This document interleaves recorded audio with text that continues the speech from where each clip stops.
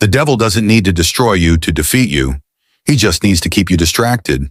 And that's exactly what he's doing right now, in ways so subtle you don't even realize it.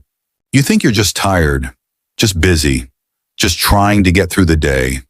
But behind every endless scroll, every quick notification check, every late night binge that leaves you spiritually dry in the morning, there's a strategy, a dark, calculated attempt to steal the one thing that fuels your fire, your intimacy with God. The enemy doesn't show up with red horns and terror.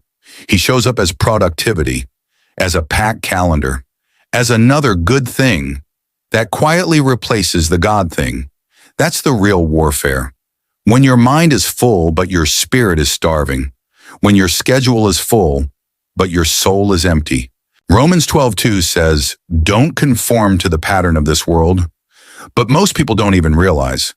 They've already traded renewal for routine, purpose for pressure, communion for chaos. You keep saying you'll get back to God when things slow down. But what if the slowness never comes? What if the enemy's greatest weapon isn't sin, but noise? Noise that keeps you spiritually paralyzed while you look alive on the outside. Look at Luke 10. Martha was doing good things, godly things, and she still missed the moment Jesus was sitting right in front of her.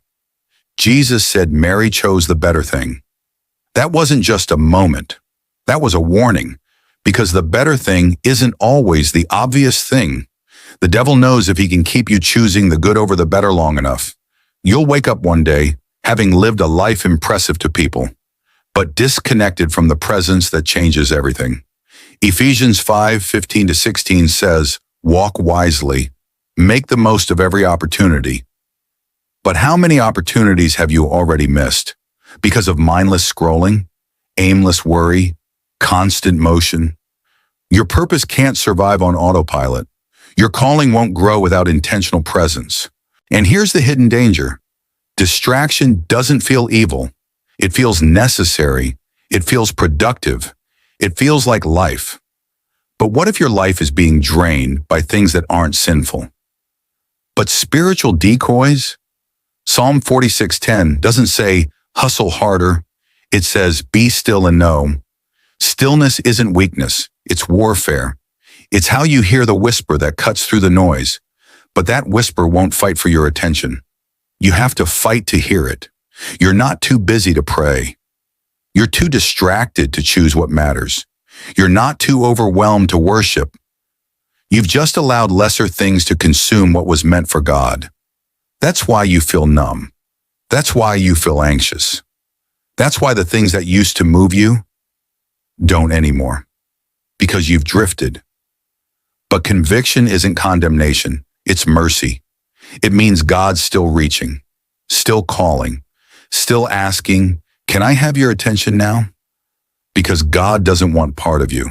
He wants your first, your best, your heart, your time. And he knows if he doesn't have that, the world will. You can't drift into spiritual power. You won't stumble into intimacy with God. It's not accidental. It's intentional. Prayer is your weapon. Worship is not optional. The word is not a quote of the day. It's your sword. If your strength is gone, if your peace is fragile, if your clarity is fading, it's the cost of misaligned focus. Proverbs 4:23 says, guard your heart above all else. So why are you guarding your feed, your brand, your calendar, but not your soul?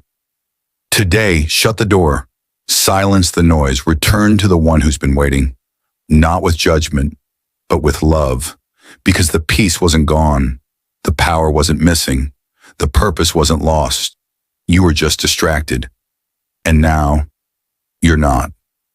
If this spoke to you, comment, I'm coming back. Subscribe for more spirit-filled messages. Share this with someone who's been drifting.